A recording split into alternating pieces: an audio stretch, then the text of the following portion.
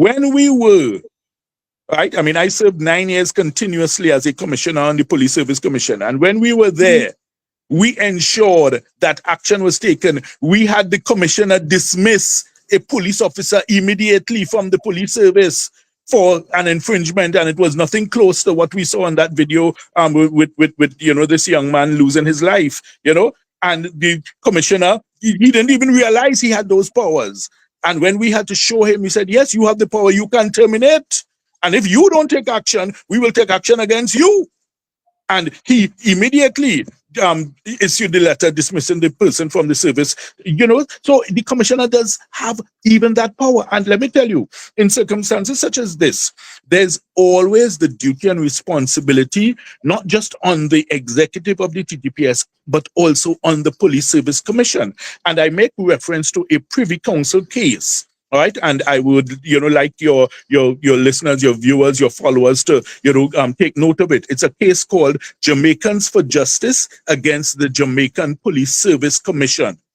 In that matter, there was a senior police officer who had been nominated by the Police Service Commission in Jamaica for elevation to a higher rank.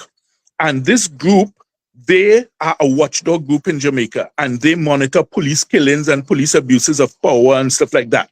And they wrote a letter and they pointed out, they said, listen, there's something wrong here, because under the watch of this particular officer, there's been a spike in police killings and extrajudicial killings and extortions and all sorts of things being done by the police. And they said, this man is not fit for elevation to high office. And the Police Service Commission in Jamaica, they did a very cursory investigation, just basically cosmetic. And they then cleared him and said, okay, they're moving forward with it. And this group said, no, not at all. They sued the Police Service Commission for failure to carry out their statutory duty.